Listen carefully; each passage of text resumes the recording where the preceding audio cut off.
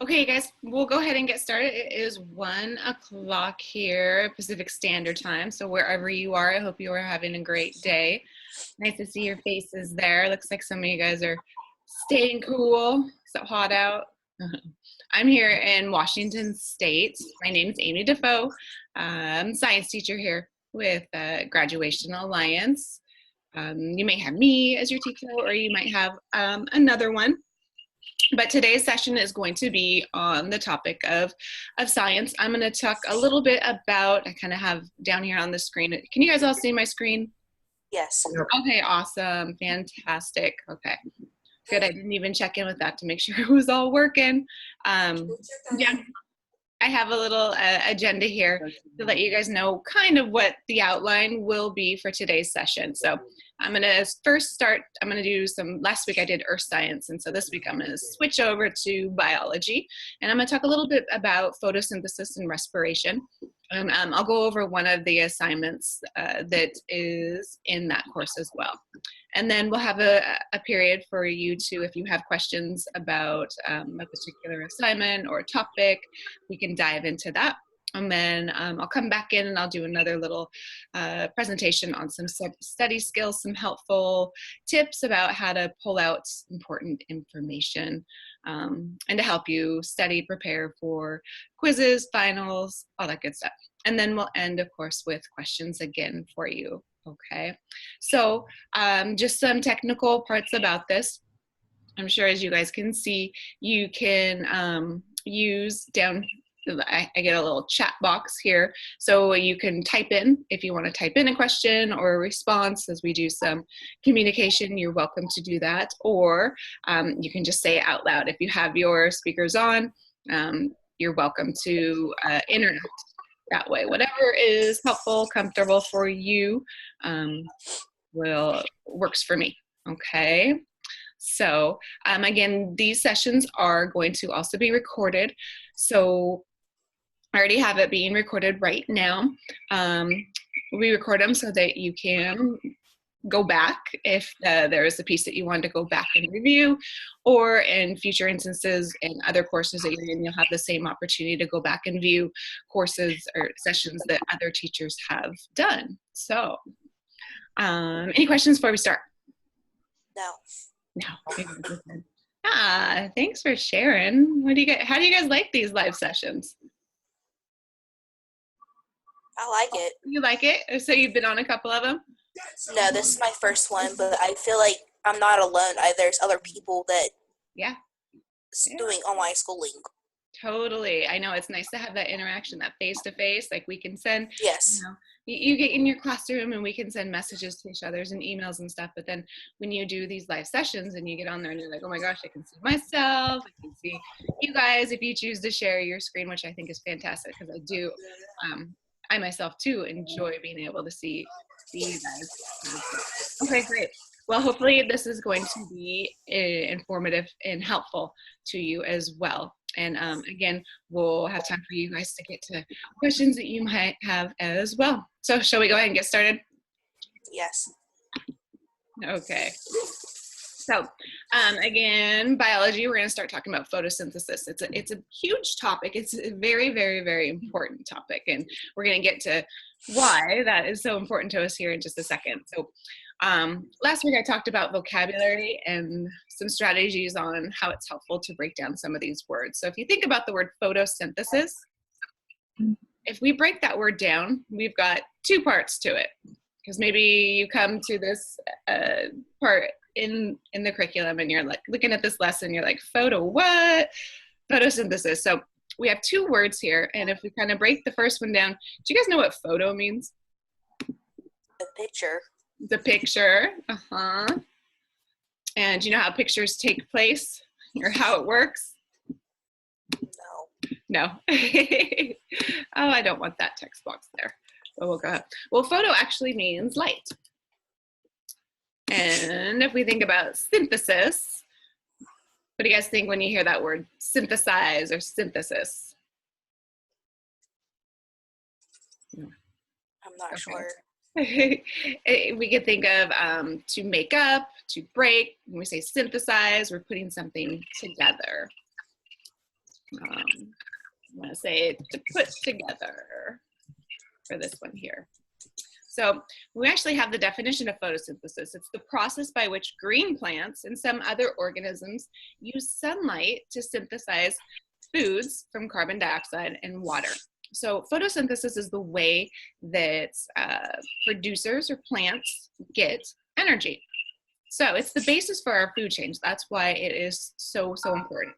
If we didn't have plants that were able to produce their own food or energy, we wouldn't be here. And I'm going to explain that here. So let's think about ourselves. What do we do when we get hungry? We're so lucky. What do you guys do? Go to the fridge. You go to, yeah, you see there. You go to the fridge, you go to the pantry, you go to a restaurant, right? You go and you get food, right? All you have to do is open up something, you put it in your mouth, your body's happy, you're happy. There we go. But what does a plant do when it gets hungry? Wait for the rain. Do what? Wait for the rain? You're a little fuzzy. I'm not sure if your microphone's muffled or something like that, but you're a little bit fuzzy when you're talking. But yeah, so you think about, what does a plant do? Well, a plant just can't get up and, you know, pull its roots out of the ground and walk over to a fridge and get its food. So they have to be able to have another means to get food. And they do that through photosynthesis. So when we think about plants, plants are producers. They produce food. They produce their own food. Ourselves, are we producers? Do we produce our own food? No. Yeah. No, we have to go out. We have to go out and get it, right? Our bodies get hungry, and we can't just say, "Hey, body, you're hungry. Let's make something." Okay. So plants are can make their own food, and they do that through photosynthesis. All other organisms are either producers or consumers. So if you think about us, we're consumers because we do not have that ability to make our own food. Okay. Now, plants are so, so important because if you think about it, we rely on them to give us food, which then gives us energy. So again, if we didn't have those plants that are able to make their own food, we wouldn't be here. We wouldn't have anything to eat ourselves. Okay.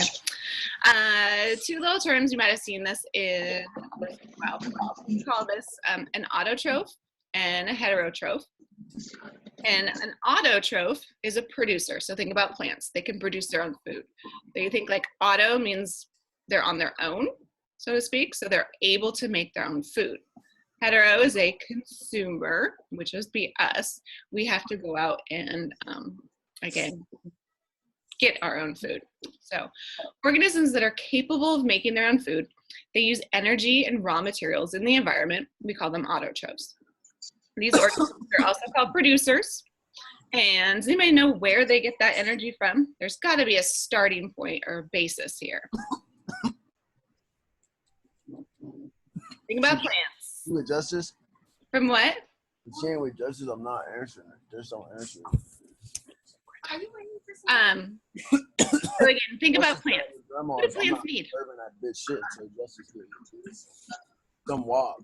Hey, somebody that is speaking, your speaker is on, so we can hear you in the background. Just a little FYI, so if we're gonna have a side conversation, it might be helpful to mute yourself. I got the shit, but I want Justice to give it to her. I'm giving that lady the shit. I don't know that lady at all. I don't even. Did I get it? I think that's good. Okay. I'll just do that. Sorry, going back here. Plants, producers. There's a basis here. There's a starting point. What do plants need to grow? Water. Water. What else? Soil. Soil. Good. They need oxygen. They need oxygen, so gases. Oh, what is maybe outside that's making your day really, really warm? The sun. The sun. Okay.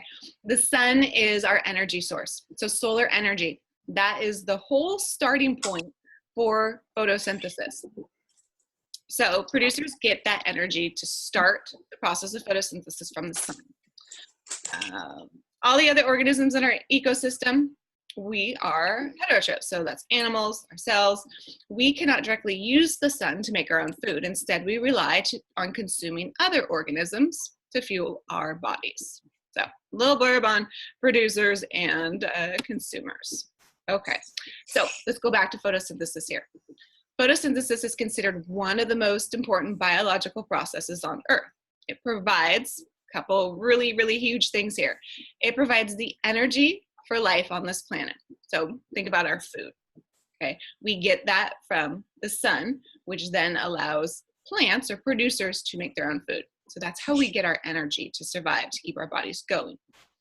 The other thing is it takes in carbon dioxide from the air and it puts oxygen back into the atmosphere. So two big positives there.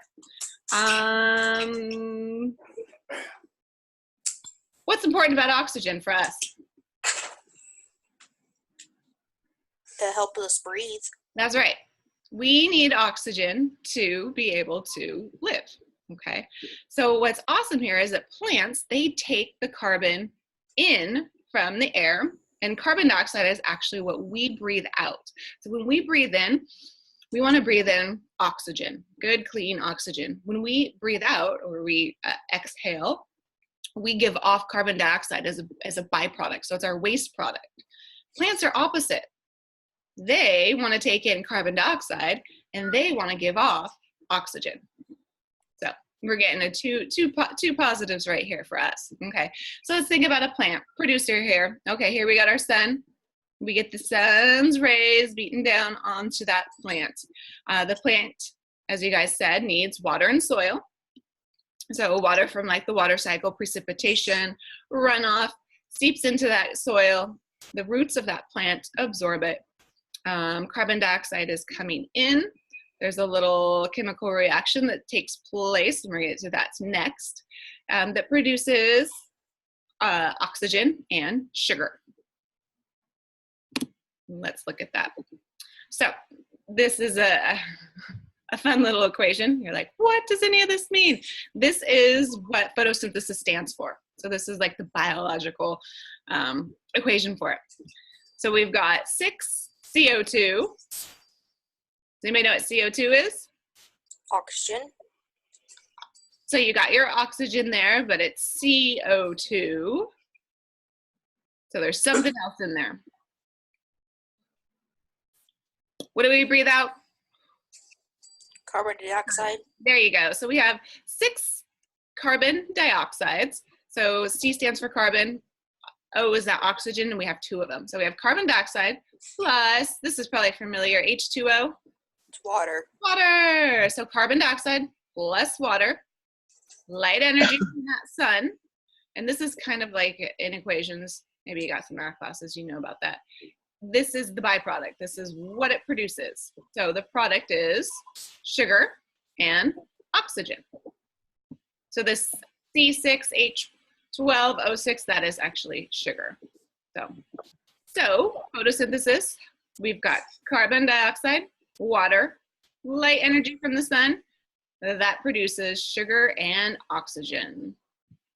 Okay. So a little more visual here. So we take in the water through the roots. Carbon dioxide is from the air. So how's this happening? So we get water in through the roots. We get carbon dioxide being absorbed by these pores on a plant. So just like we have pores on our skin, plants have pores as well. And that's where that carbon dioxide is coming in, that light energy. And this allows plants to then be able to perform photosynthesis to make sugar, which we also say glucose, and oxygen. So how does this all, bam, how do we say like, okay, you've got water and carbon dioxide in the sun. Well, how does that make sugar? Like, what happens? It's not poof magic, huh? There's actually structures in the plant where this takes place. And if you think about it, we think, why are plants green? This is kind of the starting point behind photosynthesis. Plants have a chemical in them called chlorophyll. Have you heard that word before? No. No, okay. Well, chlorophyll is a green pigment, and that's how plants get their coloring. And it has the ability to absorb light, energy in the sun in the chloroplast. And before photosynthesis, in the beginning of the biology course, there was a unit on cells, and it talked about organelles, cell organelles. Plants have chloroplasts. And that's one of their cell organelles where this chlorophyll is.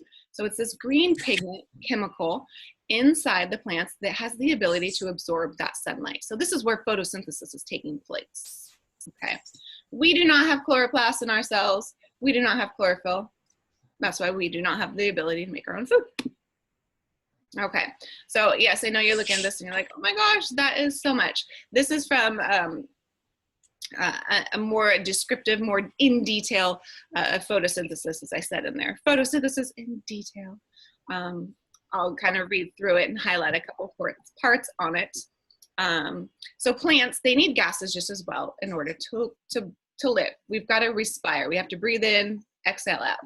Animals that are consumers like us, we call that process called respiration. Maybe you've heard about that like in health class. But during the respiration process, animals, we inhale gases from the atmosphere, and the gases that we do not use or the waste product are then exhaled out, okay? Plants, again, they take in carbon dioxide, they take in and use carbon dioxide for photosynthesis. So they're taking out like our waste product and they're using it for their helpful good gas. So I just think it's so important to see the difference between, we're opposites of each other. We need oxygen, we breathe out carbon dioxide. Plants, they take in carbon dioxide, they give off oxygen. So we need lots and lots and lots of plants in life. Plus we get that energy from them, okay? Carbon dioxide enters the plants through those little leaves that we talked about, the pores, flowers, branches, stems, roots, okay? We also know that plants require that water and the sunlight to then produce sugar. Coming down here towards the bottom, the last requirement for photosynthesis is that sunshine. We need that energy from the sun to cause the breakdown of the molecules of carbon dioxide and water to then produce this sugar and oxygen in the chloroplasts. Okay. Let me give you another little visual. Okay. Again, why we talk about why is this so important?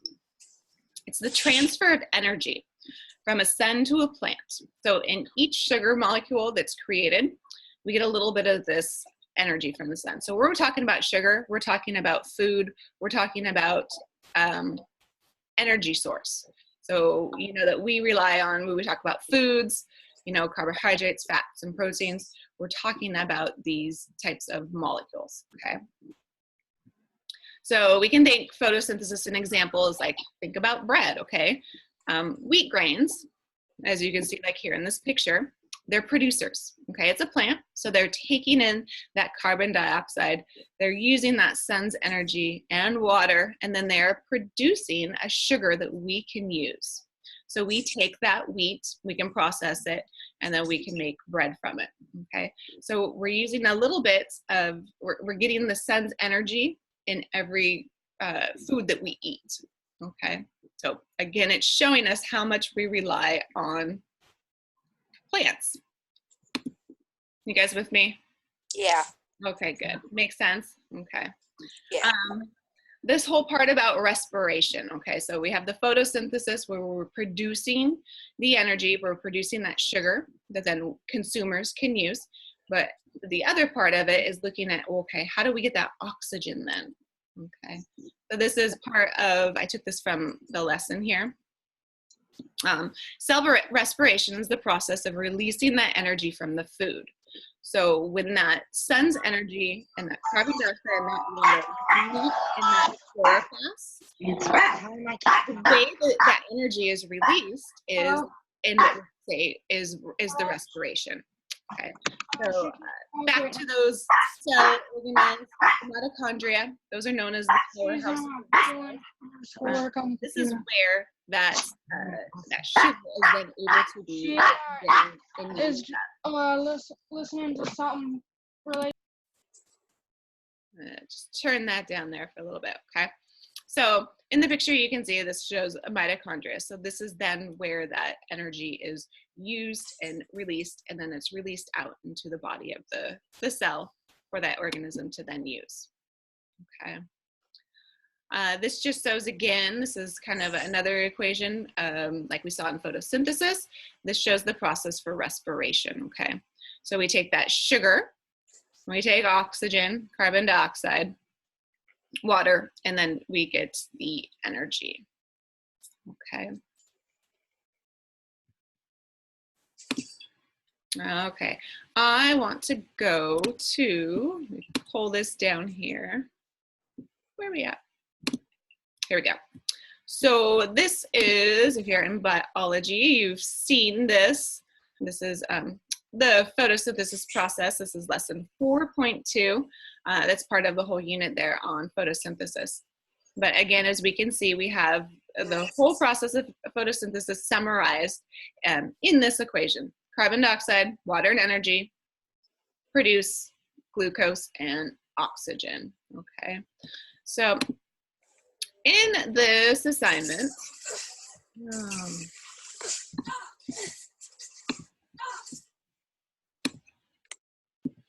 sorry, my buttons skipped out of the way.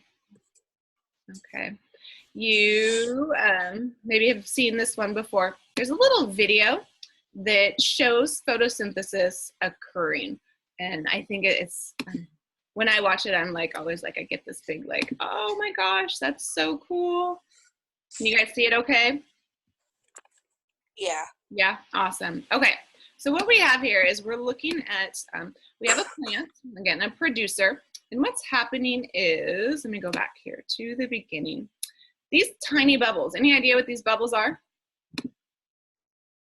I want to say oxygen. You got it. Good job. Yes, this is oxygen because, of course, in photosynthesis, plants are giving off oxygen, okay? We talked about one of the other requirements that we need for photosynthesis is that light. So, as you notice right now, there is no light. And you see bubbles? No. No bubbles. And now the light comes back on. And what happens? You see bubbles. You do. Okay. So again, light is a requirement for photosynthesis to take place. Plants cannot photosynthesize or produce energy or oxygen unless there is the presence of this light. So if I click out of this, I'm going to see if we can go back to the light going off again at some point in time. There. So again, as the light goes off, we notice that then the rate of photosynthesis pretty much stops. And then as soon as the light comes back on, the bubbles then can start again. Okay. And then we pause this so it doesn't continue to go on. I'll go up.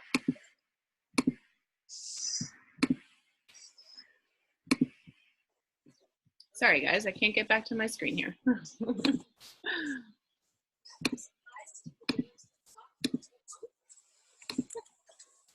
Oh.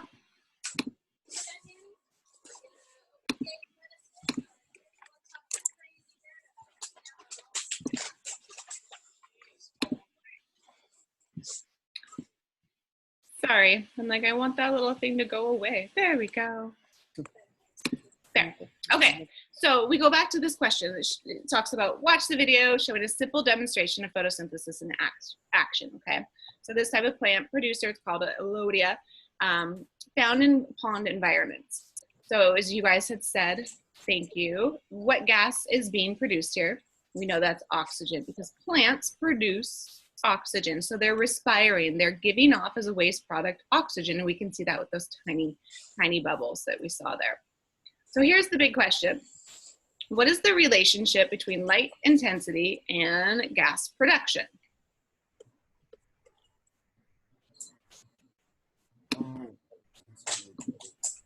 So when they're talking about light intensity, they're talking about going back to this video when the light was on and when the light was off.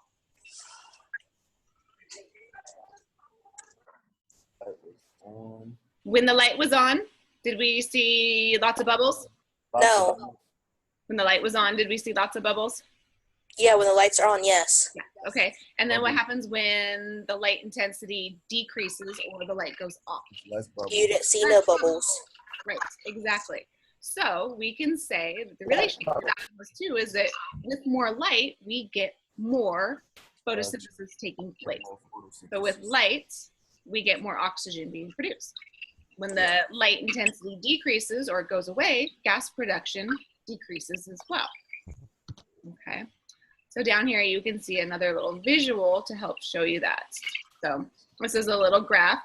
We have the rate of photosynthesis. So as photosynthesis increases, and then down at the bottom, we have light intensity. So it's showing that as light intensity increases, photosynthesis increases. So they are intertwined together. They're dependent on each other. So the more light you have, the more photosynthesis takes place. The less light you have, the less photosynthesis takes place. That makes sense? Yeah. Yeah. Awesome. Great. Okay, I'm gonna wrap up here on photosynthesis unless you have questions about it. Any questions about photosynthesis?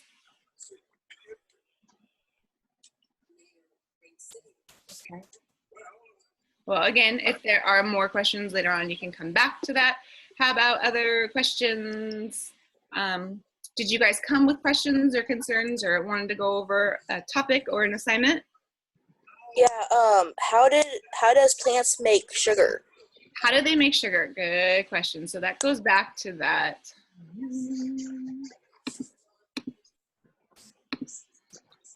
Let's see, go in here. So when we talk about where does photosynthesis take place, okay? We know again that we have that light, solar energy, water. What happened is inside those chloroplasts, we have that green pigment called chlorophyll. So when the light energy, the water, and the carbon dioxide get absorbed into the cells of a plant, there's structures, the chloroplast, that then can absorb that in, and it's like a chemical reaction takes place, and it produces that sugar. Okay. So it's like a kind of like a formula. You add water, sunlight, carbon dioxide, and it produces, in the chloroplast, it produces sugar and then oxygen. Okay.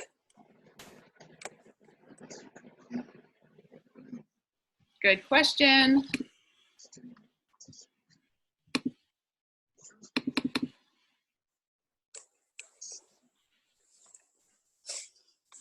Other questions, assignments?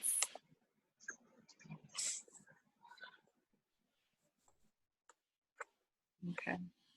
Okay, well, you can definitely think about it, and we'll come back to some more questions in a few moments, but I'll go ahead and move on to a kind of a next little piece that I wanted to talk about. And that has to do with study skills. I'm sure you always think about this. I always get the question, and you know, as a student myself, we're always learning. We're always kind of questioning this when you start a course or a class. You're like, the biggest question is, okay, what's going to be on the test, right? You start the course, and you're like, what am I going to be tested on? What's going to be on that final or exam? And again, I want to go back and kind of downplay that a little bit and go into how do I know what the objectives are? How do I know what is going to what's going to be expected of me in this course? Okay, or and then I put in like in the teacher voice or in the student voice. Sorry guys, in the student voice. You know, what am I going to be tested over? And I wanted to kind of give you guys some clues and some hints if you haven't already figured that out. Okay.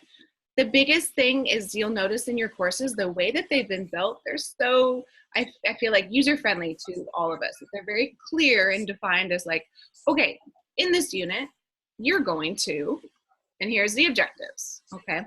So I always say whenever you're starting you know, of course, for starting that first unit lesson is really look at that introduction. So here's the introduction for photosynthesis, okay? So it tells us right here, in this unit, you will explore transformation of energy, specifically the process of photosynthesis that provides energy for the entire ecosystem. So right there, we can go back and talk about what we, you know, think about what we just went over, transformation of energy. So we're using that solar energy, energy from the sun, and plants are then using that to produce sugar and oxygen, okay? So then you have these unit learning objectives. And sometimes, you know, maybe in a lesson, you're just gonna have one. Sometimes you'll have more than that. Like in here, we've got 3. They're usually bolted out. They might also be numbered, but here it tells you what you're gonna be expected to know. And most likely what you're going to be asked when it comes to that assessment, be it in the form of a project, an assignment, or maybe some type of a quiz or a test. So right here, it tells us to distinguish between heterotrophs and autotrophs in an ecosystem. So right there, if you think about it, we just, you know, talked about that.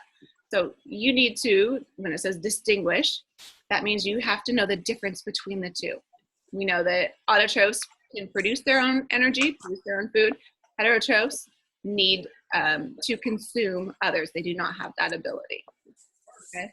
Describe the role of photosynthesis and the cycling of matter and its importance. We talked about that on those two, I said like the 2 positives that we get from photosynthesis. One is it produces oxygen, which we need, which is what we breathe in.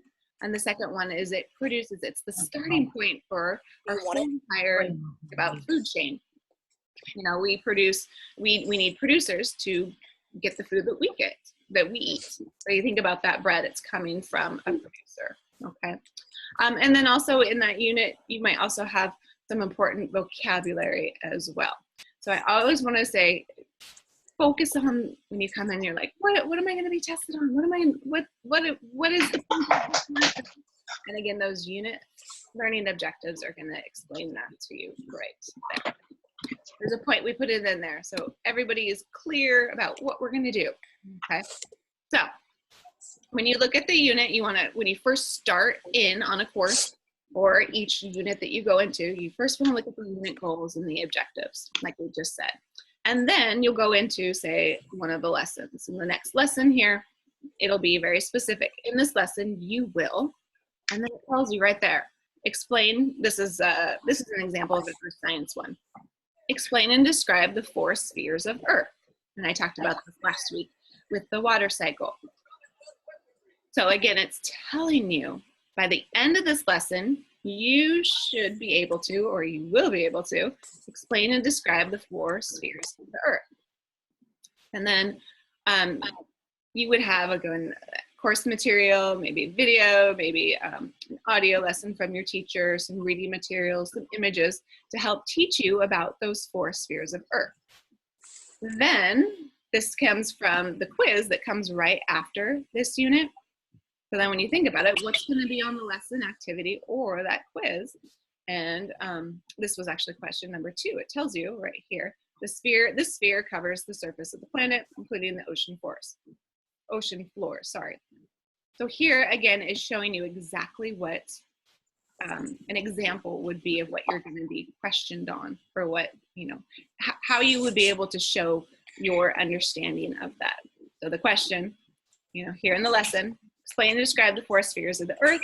So you would have to be able to describe 4 spheres: lithosphere, biosphere, atmosphere, and hydrosphere. And you're gonna have to know a couple characteristics about it. And so here you can see a clear example of, here's the course objective, and here's a question to see as an example to show you, okay, this is what you, this is you showing that you are able to meet that learning objective. So you guys, have you been watching these, using these? Are they helpful in your courses, in your lessons? Yep. Yeah, okay, good. I mean, we were when we created the curriculum, you know, we always started out with this first introduction part here. Okay, what is this lesson about? What is the expectation? What will students be able to do and know by the time they're done with that lesson. And that's the driving force behind the lesson, and then the type of assessment that you would have. Okay, so I always get this question as well. Students come to closer to the end of the course, and they're like, well, what's going to be on the final? Is it just going to be the lessons? Is it just going to be the, is it just gonna be questions? And I always say, or they always, and I get students ask, how do I study? What do you have a study guide? What do I do? How do I prepare for this?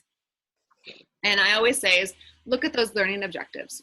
Go back to, I know in the science courses, we have a little study guide, and the study guide, I'll show you in just a second. It comes from the learning objectives. So when you're thinking about preparing for that final and you want to study, go back to those learning objectives. Look over the learning objectives. You can even write out your responses to them. Test yourself, and then you can go back in and you can add in more details to your notes if you're kind of like, ooh, that topic of photosynthesis, still a little iffy about it. You can go back into the lesson then and add a little bit more into your notes, okay? So using those learning objectives as a kind of like a flashcard, I think is a great idea as you're preparing or thinking about your final. It's going in there and saying, can I do these? Test yourself, write out a little response to it, and then move on.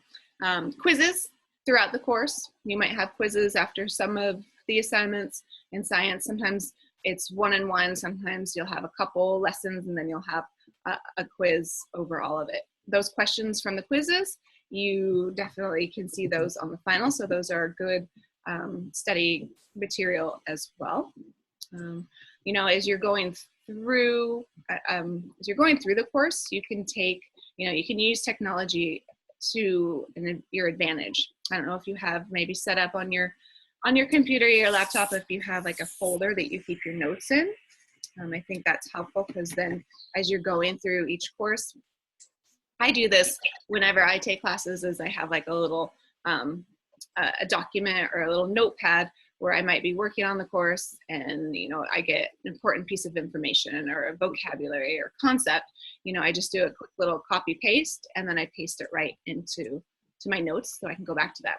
You can also take screenshots as well. I think that's helpful maybe when if you have a question, maybe you're on a quiz and there's a question that you're just like, I'm not really sure how to answer this one, or maybe it was tricking you up and it was a multiple choice one and there was a couple different responses that you thought could work. You could take a quick little screenshot, and you can save that, and then you could bring it up to your teacher to get some more information, some more instruction on that. Or you can just keep it in your notes so that you can come back and look at that. Okay. Questions from lessons. If you're stuck and you didn't understand something, please feel free to reach out to your teachers.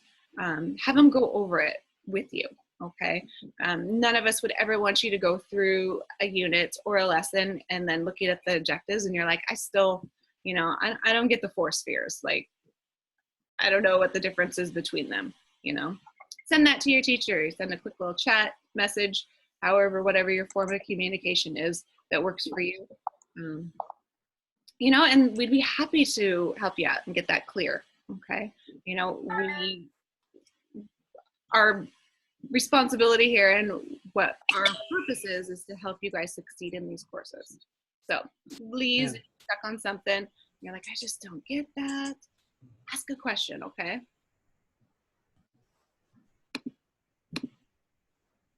Okay, this is an example. This is from Earth Science.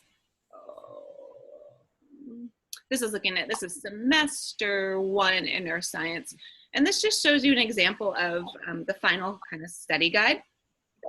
And this is found in the science ones. It's found towards the end, right before you get to the final.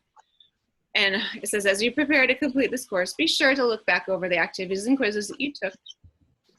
Also, the following learning objectives should guide you. Okay, so again, these are all of the learning objectives. So when we think about the beginning of a course, each lesson or unit has those learning objectives. So what was done here is this just lists out all of the learning objectives from the whole entire course in one. So right here, if I'm studying, getting ready for my final, I would take some time and I would go through each one of these, explain what the big theory is. Can I do that? If I can, maybe I'd write out a little response for my notes, check over it. If I can't, then I know that I need to go back to that lesson, or if that lesson's not helping me, then I need to reach out to my teacher and ask them a quick question. Hey, can you go over the Big Bang Theory? I'm just not understanding, the lesson isn't working for me. And sometimes all you need is to have somebody else say it to you differently, or maybe you need a teacher to verbally give you a different example, and then it makes more sense to you, okay?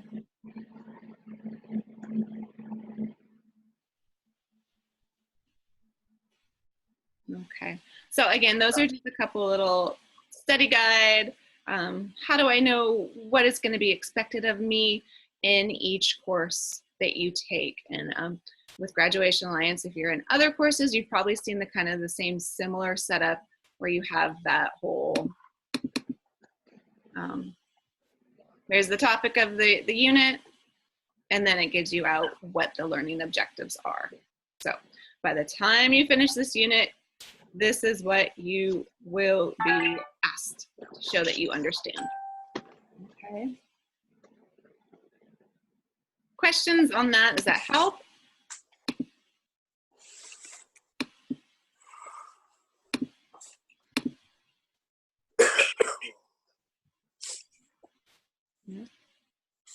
Okay. Going back to questions that you guys might have about particular assignments or topics. Any other science ones that are coming to mind as you're thinking that you've been working on?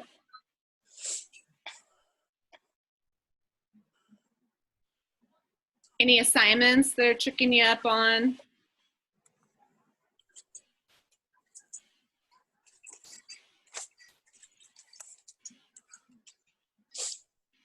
Mine is types of Earth of scientist. The what? Type of what? Type of Earth scientist. It's type of Earth scientist. Okay. It talks about earthquakes and all that. I'm in Earth science. Okay. It's confusing. It's confusing. Okay, are you talking about an assignment or is it a lesson? It's a little lesson. Okay. Let me pull that up so I know exactly which one.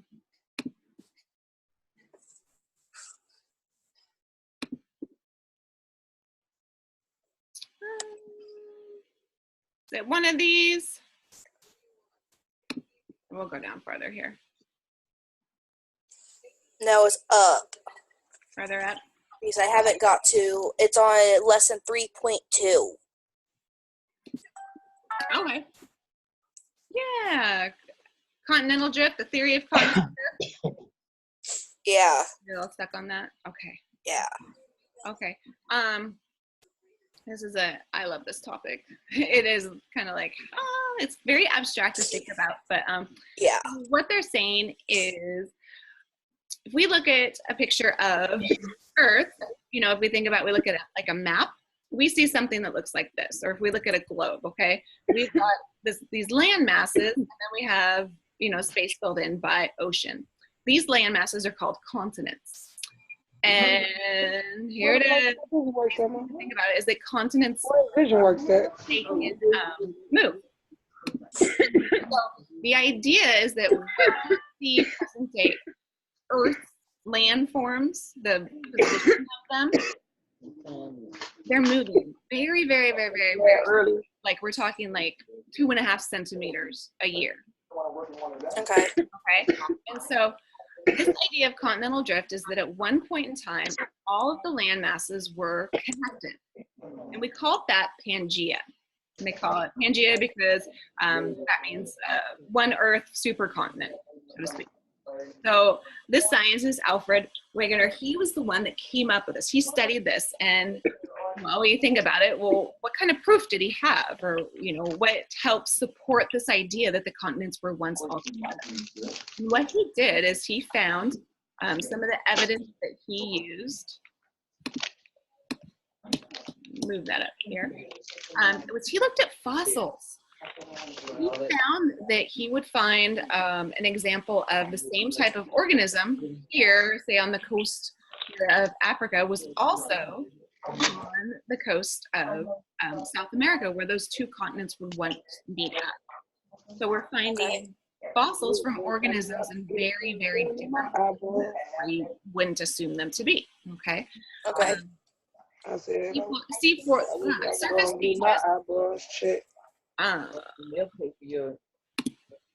So we think about new sea floors forming. Right here in the Atlantic Ocean, we have what we call the mid-ocean ridge. And this is where the Earth is spreading apart. The seafloor spreads open. And when the seafloor spreads open, what that then exposes is new land can be made from inside of the Earth. Magma is released out, it cools and hardens, and it makes new land. Scientists can use, you know, tools to help determine the age of rocks, and so they're finding that they can, you know, age these rocks to say, oh my gosh, they're, you know, they're young, they're new. We're creating new land here. Okay. Okay. Another thing is the Earth's magnetic poles, they can shift. But if you look, I mean, the biggest one here that when I look at it is just, you look at these continents, you know, it's like a puzzle. They fit together, okay? So that's the theory of continental drift. And those are kind of the big pieces of evidence that they use to prove or kind of show that this is occurring, okay? Okay. Does that help? Yes. Okay.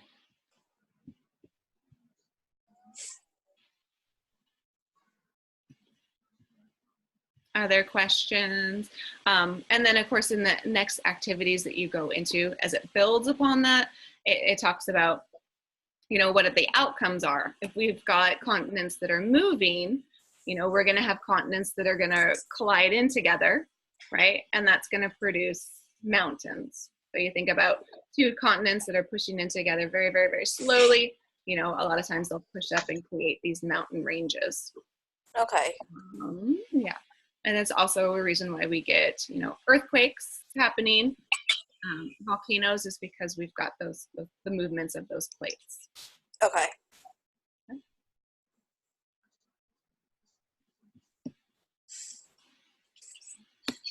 Other questions? I got a question. Yeah. Yes, ma'am. I didn't do so good on activity 3.11, Earth Science, where it was talking about where does the atmosphere end and space begin. Okay, activity 311, Earth layers. Yes. Where does the atmosphere end and space begin? It's semester 2 on Earth Oh, Science. okay. Let's take a look at that.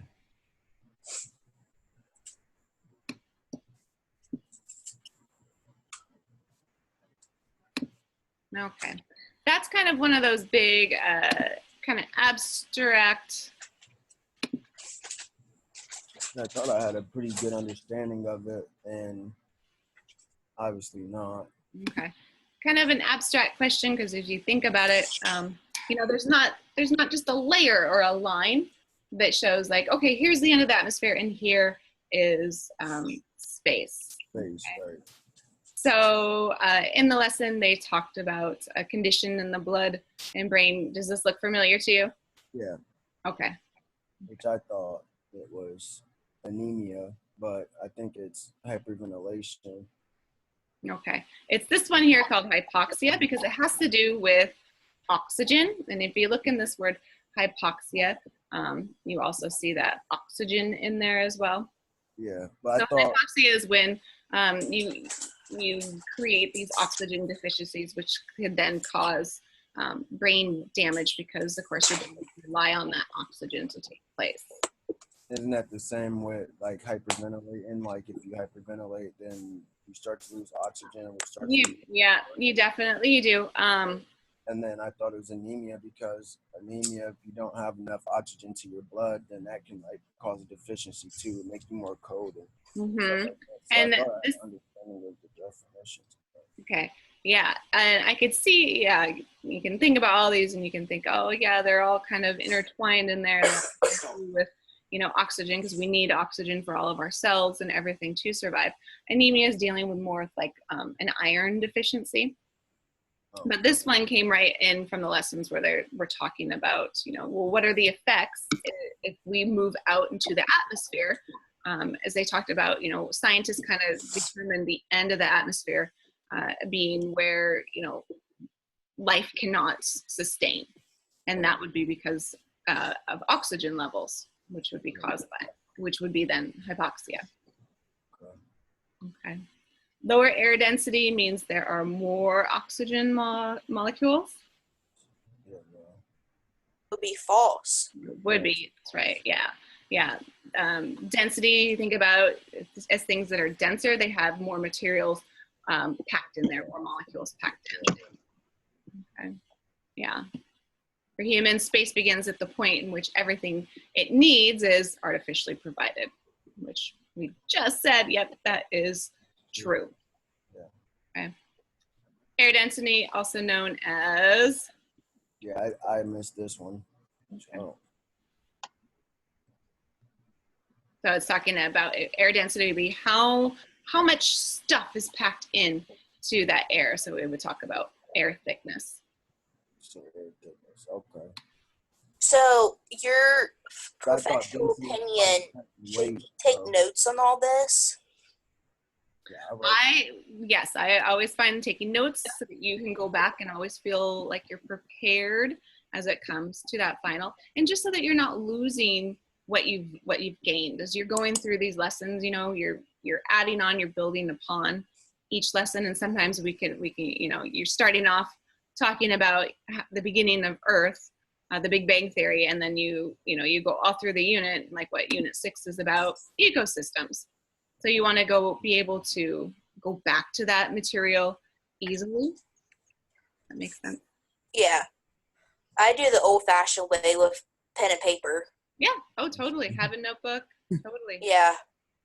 I didn't see this. All right, and then Oh, thank you. diffusion. Another question. Yeah. I had a lesson that had to do with supernovas, like nuclear fusion and the super stars and supernovas. And I didn't understand.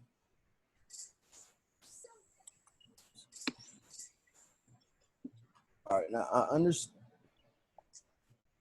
Now, from what I got from it, like the larger the star was, then the more hydrogen that it burned through. Yep. And then the smaller they were, they actually last billions of years, a lot longer. What, do they both turn in, like no matter the size they both turn into supernovas? And not always the case. So so those big giant stars, they're burning through more of those gases, so then they end up dying off quicker. Whereas the smaller stars, they burn less, so they continue to live longer. So a supernova is an explosion of a star, and it's the largest explosion that takes place in space. And a supernova can occur when there is a change in the core or the center of a star. So that can occur in two different ways. Either it has too much matter, or the core will then collapse in upon itself, which creates that supernova. okay. Got it. So it doesn't, because there was a question on there that asked, like, name two different characteristics of a like a high star and then a low star. So like really didn't get Yeah. both of No, the. it would be like what you had said. So you think about the different types of stars. A high mass star is going to burn through their hydrogen quicker, and then they're also that's going to cause them to die quicker. So those would be the two characteristics. Right. And then the opposite with the Their low mass. hydrogen into helium. Mhm. Right. Right. Okay. Somebody had posted in the chat that questions about what science topics or courses I teach, and I teach all the ones that we have here at Graduation Alliance, but my big ones, of course, are Earth Science and Biology.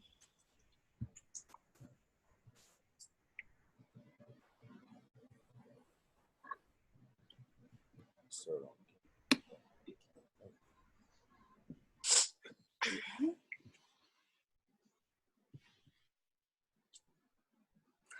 Now, the people that's in Earth Science, will they go over to biology too?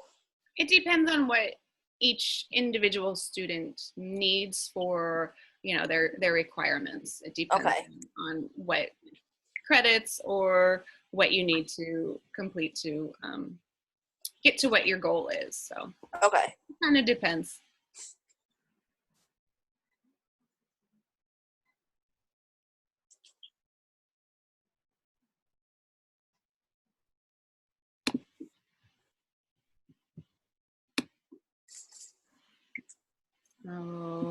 Okay.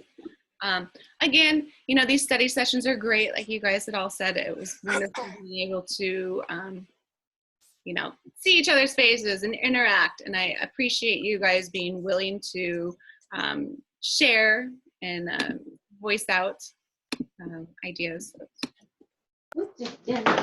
I'm gonna have to do at the end of the science history. In Earth Science, there's a question about in Earth Science, and there is a final project in the Earth Science Q2 course that it's a final project presentation that you're doing. Some courses you're going to have the more of the final exams. Other ones you might have kind of a end of the course final project instead.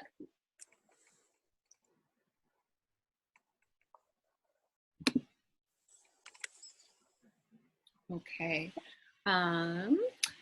As you guys know, I'm sure you heard, keep looking for those announcements about when the next live sessions will be happening. They are going to continue and on different topics as well.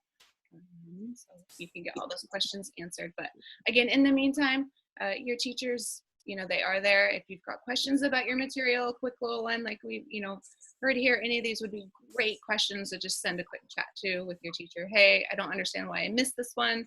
Can we go over it? Or I'm just not understanding how that is happening. We would be happy to give you another way of looking at the material, maybe explaining it differently, as well as, we know of some other resources that might be helpful to you as well. Okay.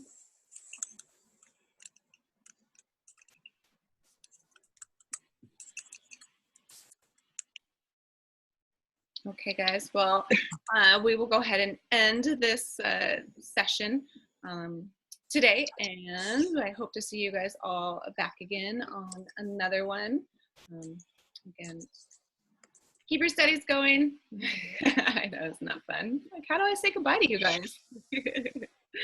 But yeah, good luck to you all. And again, your teachers, everybody here at Graduation Alliance, we are here to help. Let me see.